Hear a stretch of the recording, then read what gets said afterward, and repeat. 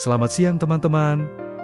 Kabar baik, jumpa kembali di acara kesayangan kita, Kristo Mania. Acara yang membahas serba-serbi kehidupan kekristenan dan dasar keimanan, serta fondasi Alkitabiah, serta prakteknya dalam kehidupan sehari-hari. Seperti biasa, ditemani pembawa acara kesayangan kita, Mr. A. Kini di studio telah hadir narasumber kita. Langsung saja kita sapa. Hidup dalam kekelaman, kemiskinan, penderitaan, kehancuran, korupsi. Halo, selamat siang sobat-sobat Kristemania. Kembali lagi di acara kesayangan kita, Kristemania. Ini episode kedua, lumayan agak panjang kita kemarin off-nya, mohon maaf karena kesibukan juga, dan juga kita harus membawa materi itu dengan sangat penuh hati-hati. Kita harus pelajari, kita harus doakan juga, nggak sembarangan. Hampir tiap minggu kita selalu berbicara dengan narasumber kita, minta didoakan untuk materi, karena kita nggak boleh membawa materi sesuai mau kita, tapi biarlah kemauan Tuhan yang jadi. Nah, saat ini sudah hadir di studio, kembali lagi narasumber utama kita, Pak Immanuel. Ya, betul. Terima kasih kehadirannya Pak Iman. Ya, Bagaimana kabarnya, bagaimana kesibukannya juga, bisa diceritakan sama kita sobat-sobat di rumah. Ya, shalom, saya Pak Manuel da Costa. Kesibukan saya sehari-hari mendoakan orang, melayani orang-orang yang membutuhkan kita, karena kita tahu hari-hari ini kondisi perekonomian tidak dalam kondisi baik-baik saja. Tetapi jangan sampai iman kita juga kendor, tetapi biarlah kita tetap semangat, terus bekerja dan melayani Tuhan. Oke, sobat-sobat Kristemania, sebelum kita mulai, mari kita minta pimpinan Roh Kudus. Kita berdoa. Bapa di sorga, terima kasih. Sore hari ini kami boleh bersama-sama share tentang kehidupan sehari-hari yang dilandaskan kepada firman Tuhan, supaya rekan-rekan kami, rekan-rekan dari Kristemania yang mendengar sore hari ini, mereka juga diberkati oleh Tuhan Yesus. Terima kasih Bapa. Kami serahkan waktu 1 jam ini ke dalam tangan-Mu. Biarlah Engkau yang memimpin acara ini, supaya apapun yang kami share, kami diskusi hari ini, tidak keluar dari jalan firman-Mu, tetapi semuanya dalam koridor firman-Mu. Dalam nama Tuhan Yesus kami berdoa. Amin. Nah. Pak, ini sebelum kita memulai masuk pada topik materi, mungkin tadi ada sedikit ngobrol sebelumnya kita di belakang bahwa ada beberapa kejadian menarik mungkin dari pelayanan Bapak baru-baru ini. Mungkin terkait apa, bisa tolong ceritakan, sharingkan, saksikan kepada kami semua sobat di rumah. Ya, puji Tuhan, beberapa hari ini kami mendoakan seseorang yang kena kanker stadium 4. Wow.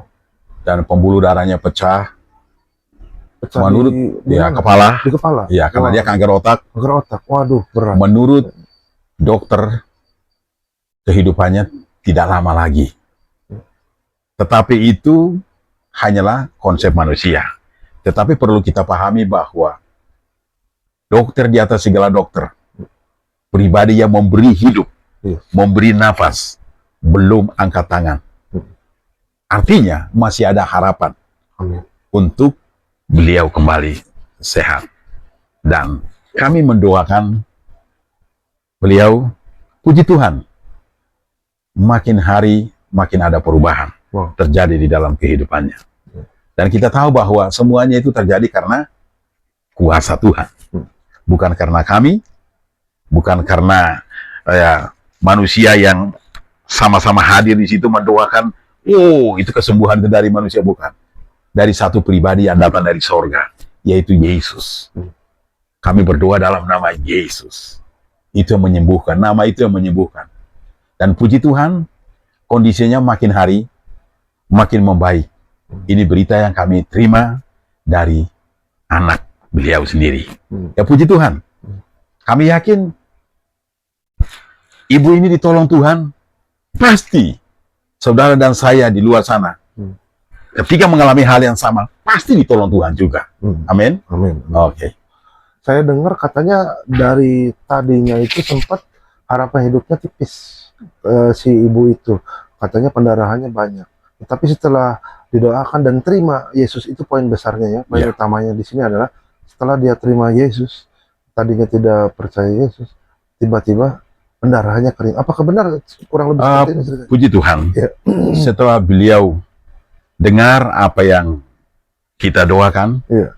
dan kita tantang beliau untuk ambil keputusan, Iya. percaya bahwa yang menyembuhkan itu bukan manusia, Iya. tetapi pribadi yang agung yang datang dari sorga, yaitu Gusti Yesus itu. Iya. Itu yang menyembuhkan. Dan puji Tuhan, ketika nama itu kami sebut dan kami bawa doa dalam nama itu, nama Yesus itu, pemulihan perlahan-lahan terjadi.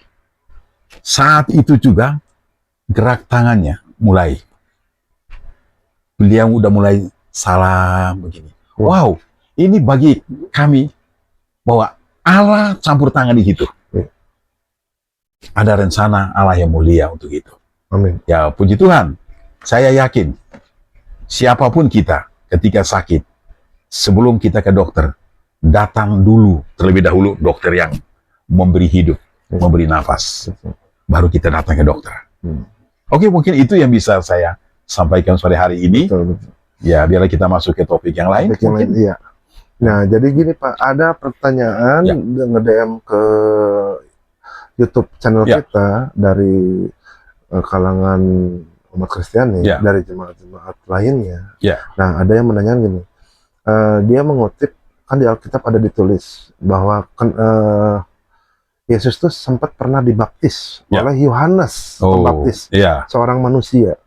Kan maaf, kita potong dulu. Kan kita sudah membahas tentang Tritunggal di episode pertama kita. Tritunggal itu bahwa Tuhan tuh ada 3 sosok, tapi satu manunggal, tapi 3 sosok. Sosoknya Allah, Putra, dan Roh Kudus. Nah, Putra adalah Yesus. Jadi sudah disepakati, kita sudah paham. Seharusnya para sobat-sobat Kristen yang mengikuti channel kita dari awal seharusnya sudah paham tentang konsep ini ya. Kita sudah paham konsep ini, dan ini yang jadi masalah. Pertanyaannya adalah kenapa yang Yesus adalah Tuhan, diutuskan dia itu sebagai manusia, tetap aja dia dalam kapasitasnya Tuhan juga. Kenapa dia masih dibaptis? Ya kan? Apakah kan kalau gini, kalau diajarkan di gereja itu, kalau dibaptis itu selalu dibilang bahwa dosa kamu yang lama sudah mati, dikubur. Ya kan, kamu bangkit lagi, sekarang menjadi manusia yang baru. Selalu semua pendeta di gereja manapun bilangnya seperti itu. Mungkin itu dasarnya di Alkitab. Tapi gini, kalau memang itu benar, berarti apakah Yesus itu adalah seorang pendosa? Karena dia dibaptis, dosanya diampuni, jadi manusia baru. Mohon pendapat Bapak mengenai hal ini. Oke. Kita lihatnya begini. Ketika Allah menjadi manusia, kita lihat dalam Yohanes itu ada dalam Yohanes 1 ayat 14. Nah, kita lihat di sini, Firman itu telah menjadi manusia. Ada komentar. Firman telah menjadi manusia. Nah, ketika dia menjadi manusia, otomatis dia ambil rupa seorang manusia. Nah, kita boleh lihat juga. Mari kita lihat supaya lebih lengkap. Kita buka, coba Filipi 2 kali. Filipi 2. Oke. Coba kali. Nah, Filipi 2 ayat 4, coba. Sorry, kita lihat dulu ya. Coba. Filipi 2 ayat 4 berbunyi. Oh, ayat 6-nya. Mulai ayat 6. Sorry. Ayat 6. Ayat 6, ya. Oke. Yang walaupun, terus. Filipi 2 ayat 6. Nah, ini ayatnya. Ya, silakan. Yang walaupun dalam rupa Allah, tidak menganggap kesetaraan dengan Allah itu sebagai milik yang harus dipertahankan. Betul. Terus. Melainkan telah mengosongkan dirinya sendiri dan mengambil rupa seorang hamba dan menjadi sama dengan manusia. Betul. Ini dia ya. Itu jawabannya. Terus. Lanjutkan ayat 8-nya, dan dalam keadaan sebagai manusia, ia telah merendahkan dirinya dan taat sampai mati, bahkan sampai mati di kayu salib. Itulah sebabnya Allah sangat meninggikan dia dan mengaruniakan kepadanya nama di atas segala nama.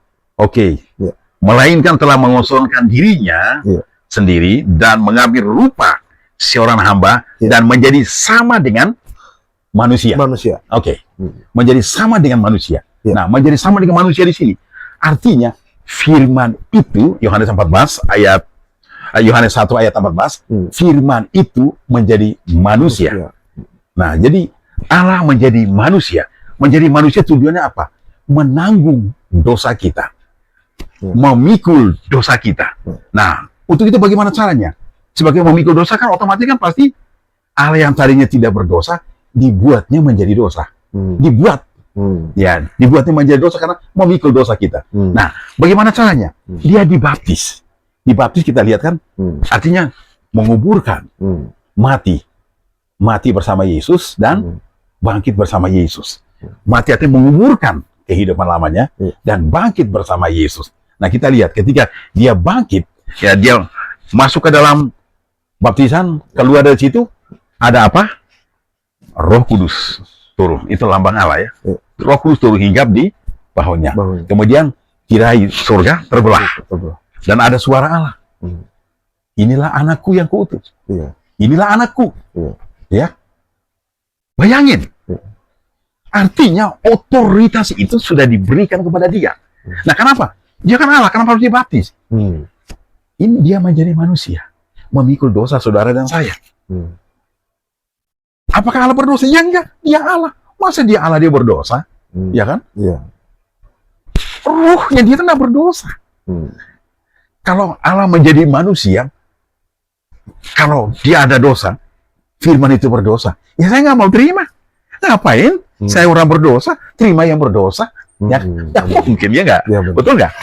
Nah itu, jadi kita melihat. Nah yang di sini artinya apa? Kenapa dia dibaptis? Supaya menunjukkan bahwa setiap orang berdosa sebagai bukti pertobatan, dia harus dibaptis, masuk ke dalam kolam baptisan, kuburkan bersama Yesus, keluar dari situ, hidupnya bukan dipimpin oleh daging lagi, tapi dipimpin oleh Roh Allah. Coba kita lihat setelah dia keluar dari baptisan Yesus, ketika keluar dari baptisan, apa yang terjadi? Roh Kudus turun berupa burung merpati, dan dia memulai pelayanan, dipimpin oleh Roh Allah. Wow, itu bisa menjawab. Lumayan ya, agak sedikit menjawab. Cuman mungkin ada beberapa hal yang mau coba saya luruskan pertanyaan boleh. Jadi pertama, apakah Yesus berdosa? Tentu saja tidak ya. Karena Yesus itu adalah Allah sendiri. Dan Allah itu adalah firman. Firman itu nggak mungkin dosa. Yang betul. Firman dosa sama aja kita ngikutin dosa buat apa? Benar nggak? Ya, mengerti, itu make sense, masuk akal. Lalu yang kedua, kenapa Yesus harus memikul dosa manusia? Itu kembali lagi ke topik kita episode pertama. Ya kan, dalam rangka menebus dosa manusia supaya manusia tuh diselamatkan. Karena kan Tuhan pernah berfirman. Kembali ke mengulang sedikit, kita mencolek episode pertama bahwa upah dosa adalah maut. Manusia sudah berbuat dosa dari zaman Adam dan Hawa. Betul. Ya, enggak ada upah lainnya selain maut. Tuhan sangat mencintai manusia. Bagaimana dong nasibnya? Masa gua mencabut kata-kata gua sendiri, kata Tuhan. Mencabut kata-kata, nggak jadi gua ralat, gua udah bilang mati jadi nggak mati, nggak bisa. Makanya caranya dengan turun sebagai manusia, menembus dosa manusia. Makanya Tuhan menjadi manusia, memikul dosa manusia, yang Bapak bilang. Jadi bukan berdosa, tetapi memikul dosanya umat manusia. Istilahnya dosa warisan dari Adam dan Hawa. Betul. Dia memikul dosa warisan Adam dan Hawa supaya manusia diselamatkan. Gitu. Nah, berarti gini, kalau boleh saya perumpamakan, seumpama saya punya teman, namanya misalnya Budi. Nah, si Budi ini ceritanya, bercandanya adalah seorang bandar narkoba. Saya teman dekat, hanya sekedar teman, tidak ada urusan bisnis narkoba dia. Tetapi karena suatu saat, misalnya si Budi ini tuh bilang, saya mau ngasih nih sesuatu buat Bapak Pendeta Iman, tolong kamu berikan amplop, bukan amplop, paket ini, ya kan, kepada Pak Iman. Saya kan hanya membantu mengirimkan. Ternyata jebakan Batman dalamnya adalah narkoba, dilarang undang-undang. Kalau secara hukum, saya dipenjara kaki tangan, pengedar. Si Budi ya udah pasti bandarnya. Bapak adalah pemakai, padahal Bapak nggak tahu apa-apa juga. Nah, berarti dalam konteks ini, dengan perumpamaan analogi ini, berarti Yesus bukan berdosa kan, Ya. seperti perumpamaan tadi. Ya. Apakah saya seorang bandar narkoba? Ya. Bukan. Apakah saya bekerja sama dalam bisnis? Tidak. Saya hanya korban loh di sini. Ya. Begitu juga dengan Bapak Pendeta yang menerima paketnya, benar nggak? Ya. Berarti dengan analogi ini halnya sama. Yesus apakah berdosa? Ya tidak. Dia Ya, hanya dia. menanggung Ya. dosanya Adam dan Hawa. Ya. Bukan berarti dia adalah seorang pendosa. Ya. Tidak ada bahasanya Tuhan itu berdosa. Ya. Betul nggak? Ya. Oke. berarti- Dia Allah, ya. Dia Allah. Ya. Menjadi manusia. Ya. Dengan satu tujuan.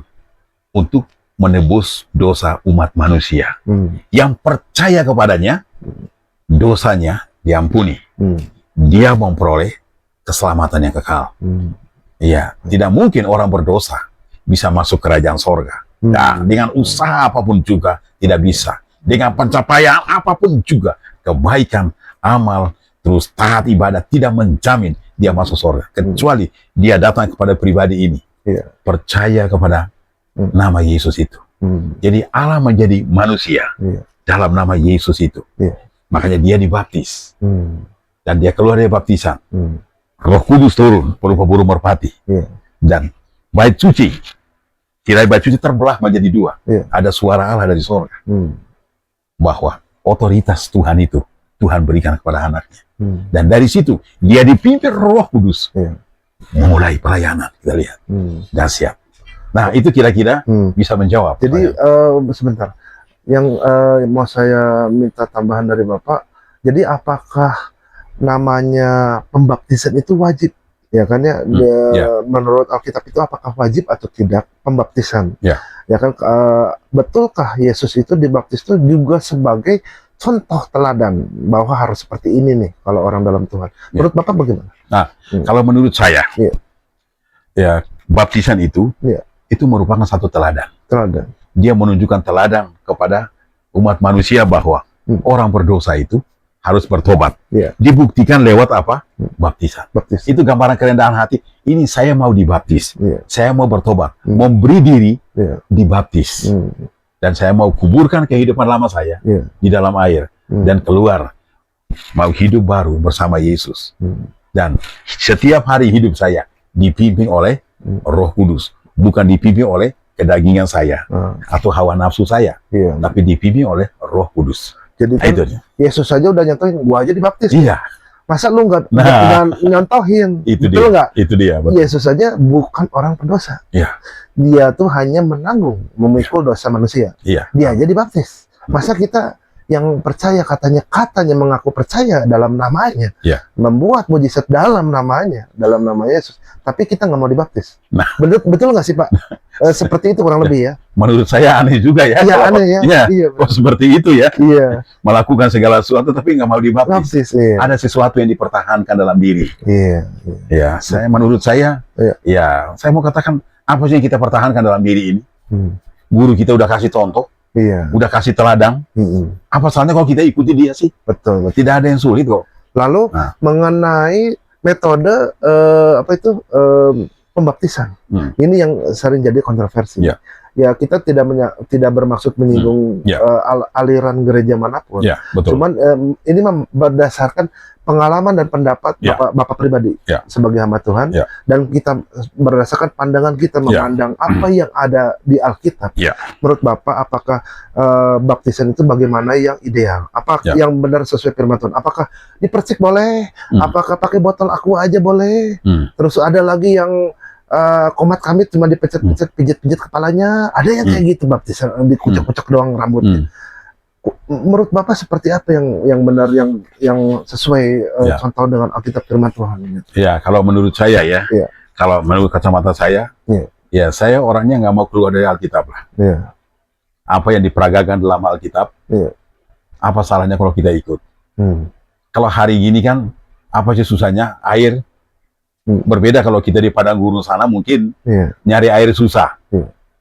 Itu kalau kita mau baptis dengan cara apapun, asal di situ itu benar-benar kita baptis dalam nama Anak, Putra dan Roh Kudus. Iya. Ya, benar-benar menghadirkan sang aktor utama, yaitu Yesus, pencipta alam semesta. Hadirkan dia di situ, apa salahnya? Tapi kalau memang ada air, kenapa tidak? Kenapa? Ikuti apa yang sudah ada dalam Alkitab. Toh Yesus sudah kasih teladan. Ya kadang-kadang kan orang, Pak, kalau harus ada sungai Yordan, harus ada sungai, Pak. Bagi saya kolam juga banyak. Ya, hari ini ada kolam, kenapa tidak? Ya, kalau ada air, kenapa tidak? Ya, kalau di depan kita jaraknya hanya berapa kilometer, tapi ada kolam, kenapa tidak? Hari ini mah nggak ada yang susah. Kadang-kadang manusia suka ya cari hal-hal yang aneh gitu ya. Kemudian ya cari aja. Kalau bagi saya sudah ada dalam Alkitab, kita ikuti aja. Yesus dibaptis di mana? Apa salahnya? Semuanya sudah ditunjukkan. Teladannya sudah ada. Ikutilah teladan Yesus yang sudah diajarkan di dalam Alkitab. Nah itu sih, itu yang mudah-mudahan itu bisa menjawab. Oh jadi gini Pak mungkin. Kalau boleh saya luruskan, menurut pendapat Bapak bahwa sebaiknya mengikuti apa yang ada ditulis dalam Alkitab. Iya. Mungkin ini arahnya ke arah supaya agar kita tuh sesuai hidupnya dengan apa kehendak Tuhan, firman Tuhan. Iya. Supaya hidup kita jangan sampai jadi batu sandungan. Betul. Soalnya gini, kalau kita ini mah kalau saya mencoba berelaborasi mengumpamakan, umpamanya kalau kita terlalu meluaskan, membebaskan segala sesuatu, contoh ada orang yang membaptiskan pakai botol aqua, dikucurin di dahi pakai nampan selesai, ya kan? Yang jadi masalah, oh botol aqua boleh, nanti ada aliran lain bisa bilang, oh ya kan, yang penting air kencing. Nanti ada lagi orang lain, yang penting air. Saya pakai air, pakai vodka, pakai alkohol, pakai bir, ya kan? Nah, itu kan jadi gara-gara satu hal, jadi melebar kemana-mana. Akhirnya keluar dari konteks. Nah, akhirnya keluar dari konteks awal. Betul nggak? Mungkin tujuannya seperti itu agar jangan sampai jadi batu sandungan. Kalau saya boleh kutip di sini, saya ada melihat di 1 Korintus 8 ayat 13. Betul. Kalau boleh kita baca sama-sama. Isinya adalah, karena itu apabila makanan menjadi batu sandungan bagi saudaraku, aku untuk selama-lamanya tidak akan mau makan daging lagi, supaya aku jangan menjadi batu sandungan bagi saudaraku. Tuh, itu Rasul Paulus yang mengatakan. Betul. Nah, jadi mungkin kurang lebih seperti ini ya. Jadi nggak dosa, boleh aja kalau ada misalnya aliran-aliran tertentu yang bilang, oh iya saya mah ada pakai air botol aqua, saya mah dipercik, itu memang tidak dosa secara prinsipal, tapi yang kita takutkan adalah menjadi batu sandungan buat orang lain. Buat orang lain. Betul. Lama-lama orang kan makin menyeleweng. Itu kan air. Itu pakai botol aqua. Berarti botol aqua boleh ganti yang lain, nggak ada botol aqua. Pakai teh botol, pakai air kencing, pakai raki, pakai alkohol. Nah, itu dia. Larinya kemana-mana kan? Itu yang memalukan. Nah, itu bukan baptisan lagi, tapi udah menjadi batu sandungan. Batu sandungan. Seperti itu kan. Mungkin arahnya ke sana ya. Betul. Bukan berdosa, aliran lain, tapi batu sandungan. Ya ujung-ujungnya batu sandungan sesuatu hal yang nggak baik. Nggak baik. Kalau nggak baik berarti bisa berujung dosa loh. Membuahkan dosa. Akhirnya bisa berujung dosa. Akhirnya kan sama dengan kayak meremehkan jadinya. Iya benar. Sesuatu yang sebenarnya Tuhan ajarkan, ya ikuti teladanku. Ya aku menjadi teladan. Tuhan itu udah menjadi model. Benar. Kenapa sih kita susah ikut? Kalau bagi saya saya terus terang saya ikuti aja teladan Tuhan. Yang sudah Tuhan peragakan, yang sudah Tuhan tunjukkan. Ya ikuti aja. Keren. Ya kan? Benar. Supaya kita nggak keluar jalur. Ada lagi Pak, saya kutip tentang batu sandungan di Matius 17 ayat 27. Ini kisah Yesus sendiri yang nyontohin. Tetapi supaya jangan kita menjadi batu sandungan bagi mereka. Pergilah lalu memancing ke danau. Itu ada cerita kisahnya. Mungkin kita kalau sobat-sobat di rumah kalau pengen lebih jelas silakan baca ayatnya terstruktur ya dari Matius awal perikopnya. Tapi saya singkat di sini, Yesus sendiri dengan kata-kata ini aja sudah bilang lebih baik jangan jadi batu sandungan, ya kan? Gitu. Nah, lumayan Pak ya di sini kita terserahkan ya di sini. Puji Tuhan. Puji Tuhan. Nah, terus ada beberapa hal lagi yang mau dikritisi Pak, bahwa yang saya mau tanyakan itu di sini nih. Yang menjadi pertanyaan, doanya itu Tuhan Yesus kan bilang gini, ya Allah Bapa, kalau bisa cawan ini berlalu daripadaku. Nah, berarti kalau dia berdoa seperti itu, jangan disalib deh, sakit, ya kan? Apakah Tuhan yang tadi katanya sosok Tritunggal Tuhan, Yesus adalah Tuhan, katanya Tuhan, tapi kok merasakan fear, takut, ya kan, ketakutan, takut disalib. Makanya itu kan kata kiasan, Pak. Kata kiasan kalau bisa cawan ini berlalu daripadaku, semua gereja-gereja pendeta sepakat itu adalah penyalipan. Dia takut disalibkan, gitu kan. Kenapa kok seorang sosok Tuhan takut gentar, ya kan, saat mau disalib? sampai doa begitu. Bagaimana menurut Bapak Ya. memandang ini? Oke, kalau saya memandang itu, kenapa dia keluarkan pernyataan itu? Iya. Ya. Gitu. Dia Apakah bilang, Tuhan "Ya, bisa Bapak." takut? Nah, iya. Ya kan dia bilang, "Ya Bapa, Iya. jikalau engkau kehendaki biarlah cawan ini berlalu, tapi jangan kehendakku, melainkan kehendakmu lah yang jadi." Ah. Ya kan Yesus ungkapkan kata-kata itu. Oh. Nah, itu ketika Allah itu menjadi manusia. Ya. Itu dia menjadi manusia, 100% dia menjadi manusia. Otomatis dia menjadi manusia, pasti merasakan bahwa sakit, bahwa kematian itu sangat mengerikan. Penyaliban itu bukan hal yang main-main. Bahwa itu dia sudah menghadapi tekanan yang luar biasa. Maka ketika dia berdoa, pilunya menetes bagaikan segumpal darah. Itu menggambarkan bahwa beratnya beban akan dia pikul. Sebagai manusia loh. Saya mengatakan sebagai manusia. Nah, dia doa seperti itu ketika dia menjadi manusia. Sebagai manusia, kita tidak mampu. Siapa yang mampu manusia? Siapa yang kuat? Tidak kuat. Tetapi kita harus tahu bahwa memang dia diutus untuk mati. Ya. Allah mengutus putranya yang tunggal, Yesus Kristus, datang ke dalam dunia untuk mati. Mati di kayu salib. Bukan dia diutus untuk menyelamatkan diri. Bukan dia diutus untuk meloloskan diri. Bukan dia diutus untuk menghindari penderitaan, menghindari salib. Bukan. Dia diutus untuk menjadi manusia, 100% menjadi manusia, memikul dosa manusia, supaya manusia melihat bahwa pergumulan itu gak mudah. Yesus ketika dia menjadi manusia, dia berdoa di Getsemani. Pilunya menetes bagaikan darah, segumpal darah. Itu luar biasa. Nah, itu artinya dia bukan takut, tetapi sebagai ungkapan manusia, secara manusia gak mampu melampaui batas. Siapa sih mau disalib untuk orang lain? Benar. Tidak ada manusia yang mau disalib hidup-hidup untuk orang lain. Betul. Nah, untuk menghadapi itu, karena memang perintahnya, dia datang dari sorga untuk mati. Diutus untuk menjadi manusia dan mati. Misinya seperti itu. Ya, misinya seperti itu. Jadi, loh, kenapa Tuhan tidak menghindar? Memang dia diutus untuk mati. Iya, bukan dia diutus untuk mengecut, untuk pengecut atau melarikan diri, atau meninggalkan jejak. Enggak. Memang dia diutus untuk mati. Nah, patokannya di situ. Tapi apakah Allah itu mati? Oh, Allah enggak. Secara manusia, mati. Dagingnya, dia harus mati 100%. Dagingnya mati. Dagingnya mati. Makanya kalau ketika seseorang meninggal, ini daging ini mati. Iya. Tapi rohnya tidak mati. Ingat. Rohnya kembali kepada yang punya. Nah, itu. Itu mungkin kita bisa menjawab. Itu mungkin ada masukan-masukan supaya kita saling melengkapi. Iya. Silakan. Kalau saya lihat dari penjelasan Bapak barusan, Ya. masalah daging. Ya. Jadi mungkin pertama kita konsepnya gini, mungkin kalau saya memandang apa yang saya tangkap dari Ya. penjelasan Bapak, bahwa kita mengenal konsep istilahnya manusia. Ya. Manusia itu tidak hanya daging saja. Ya. Daging itu adalah tubuh, Ya. organ. Ya. Istilahnya tulang pun ya itu Ya. daging disebutnya gitu ya. Istilahnya fisik. Ya. Istilahnya jasmani, fisik. Daging, bahasa Alkitabnya daging. Padahal kan itu tubuh jasmani. Ya. Dan juga bukan hanya itu, tetapi ada juga roh Ya.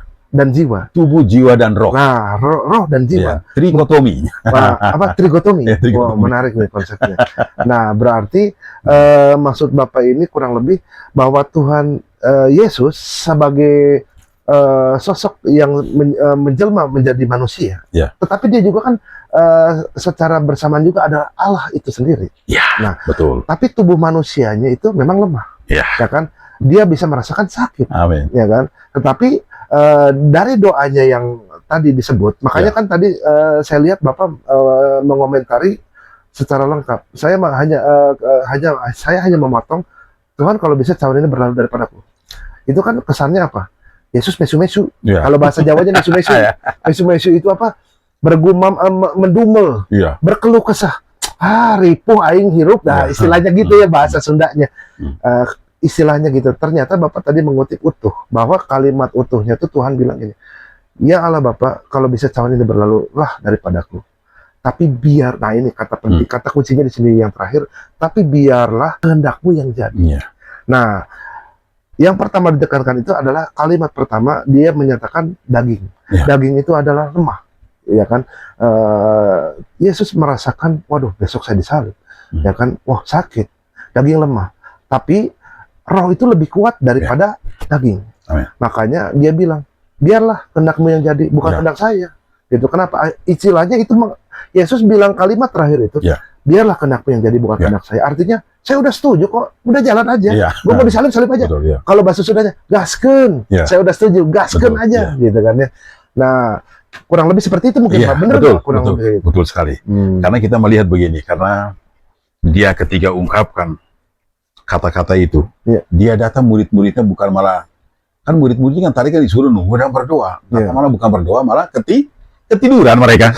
Iya benar. Aneh. Baru ditinggalkan 1 jam aja udah ketiduran, bayangin. Iya benar. Itu menggambarkan bahwa dagingnya lemah. Oh iya. Oh iya, ingat. Saya ingat ayatnya ada Matius 26 ayat 41. Iya. Yesus itu lagi di taman Getsemani bilang, berjaga-jagalah dan berdoalah supaya kamu jatuh ke dalam pencobaan. Supaya kamu jangan jatuh ke dalam pencobaan. Berbagai-bagai pencobaan. Roh memang penurut, tetapi daging lemah. Iya, Tuhan itu harus bilang gitu. Betul. Benar. Jelas, iya. Jelas banget. Iya, bayangin. Iya benar. Baru ditinggalkan. 1 jam saya udah tidur. Bayangin. Itu menggambarkan dagingnya lemah. Haleluyanya sekarang, aminnya besok pagi. Ya, besok pagi. Nah, kisah kita semua dulu kali. Iya. Nah ini, saya kadang-kadang mendengar ini, saya nangis. Oh Tuhan, benar-benar saya daging lemah. Saya daging lemah. Makanya manusia itu terdiri dari 3 unsur, tubuh, jiwa, dan roh. Trigotomi tadi. Iya, kalau manusia itu hanya 2 unsur, itu bukan manusia namanya. Ya, kalau namanya manusia, tubuh, jiwa, dan roh. Nah, tubuh ketika manusia itu lemah, makanya manusia itu butuh namanya dipimpin oleh Roh Kudus. Supaya apa? Hidupnya kuat. Dan daging ini kan lemah. Kalau kita ini nggak dipimpin Roh Kudus, bisa melenceng kemana-mana. Benar. Ya, orang di tengah jalan bisa berubah. Dari rumah A di tengah jalan bisa B, bisa berubah. Sampai di tujuan juga bisa berubah lagi. Karena apa? Pengaruh dunia ini begitu kuat. Makanya kita butuh namanya hidup dipimpin oleh kuasa Roh Kudus. Nah, ini Pak menarik nih. Bapak tadi menyebut trigotomi itu adalah tubuh. Tubuh itu istilah jasmani. Jiwa dan roh. Berarti ada 2 konsep nih. Jiwa dan roh. Ini menarik nih kayaknya. Cuman mungkin sobat-sobat kita nggak dibahas di bahasan kali ini. Mungkin untuk bahas minggu depan. Tapi ini memang 2 hal yang berbeda. Jiwa dan roh beda itu. Wah beda, menarik. Boleh. Oke. Untuk bahasan selanjutnya mungkin kita akan bahas tentang itu. Iya, tentang berikutnya ya. Episode berikutnya. Betul. Berarti sampai saat ini sudah cukup jelas ya. Kalau boleh kita rekap ulang, pertama kan pertanyaan pertama kita hari ini topiknya adalah kenapa Yesus yang adalah Tuhan dibaptis. Iya, itu. Dibaptis itu yang kita tahu ibaratnya semua pendeta, semua gereja bilang namanya dibaptis berarti dosa lama sudah mati dan sekarang menjadi manusia baru. Dari nol lagi. Nah, itu kan dosa lama sudah mati. Apakah Yesus berdosa? Dan tadi sudah dijawab. Tentu saja tidak. Bukan berdosa. Perumpamannya ingat tadi bandar narkoboy. Ya kan? Apakah saya menjadi seorang penjahat karena saya cuma bantu nganterin, tidak tahu menahu isinya. Ya kan? Cuman tulus bantu teman. Oh, dia mau ngasih oleh-oleh, ngasih berkat. Ya udah gue bantu nganterin. Ternyata isinya gitu kan dia yang jahat, bukan saya, bukan yang nerima, benar nggak? Benar. Nah ini bagus. Jadi analoginya seperti itu bahwa dia hanya menanggung dosa manusia.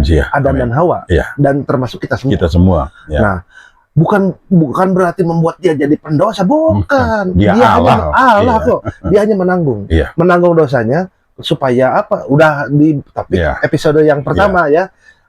Bagi teman-teman yang belum paham, cek lagi ke episode pertama. Silakan dilihat, tolong di like dan subscribe dan juga komen, ya kan? Gitu. Lalu itu udah jelas, makanya dia harus dibaptis. Bukan hanya soal tadi masalah dosanya manusia supaya bersih yang dia tanggung, tetapi yang kedua dia menjadi teladan. Teladan nih, gua jadi nyontohin nih dibaptis. Masa lu nggak dibaptis sih? Lu ngaku katanya sudah di dalam Tuhan, dibaptis saja nggak pernah. Betul. Bohong lah istilahnya. Itu akan menjadi batu sandungan juga, kurang lebih seperti itu ya. Betul. Akan menjadi batu sandungan. Dosa sih tidak dibaptis. Tapi kamu kan jadi batu sandungan, Iya. benar nggak? Iya. Batu sandungan ujung-ujung akhirnya adalah dosa. Iya. Nantinya, karena kan bergeser sedikit. Batu sandungan Iya. itu kan kayak gitu, ya kan, namanya batu menyandung jalan, Iya. gua geserin dikit. Ada yang lewat, ngalangin, gua geserin. Makin lama makin melenceng jauh ke Iya. kanan jalan, Makin jauh. benar nggak? Iya. Makin jauh dari tengah jalan, tadi jadi Iya. tengah jadi ke pinggir, Iya. makin Nah, ini melenceng jauh dari keluar tujuan. dari Alkitab. Keluar dari jalur, keluar dari Iya, Alkitab. iya. Betul. Nah, benar, saya ngerti. Makanya dibilang Tuhan selalu menekankan di Alkitab, jangan jadi batu sandungan. Iya. Jangan jadi batu sandungan. Betul. Jangan jadi batu sandungan. Kenapa? Ujung-ujungnya batu sandungan itu makin jauh melenceng dari.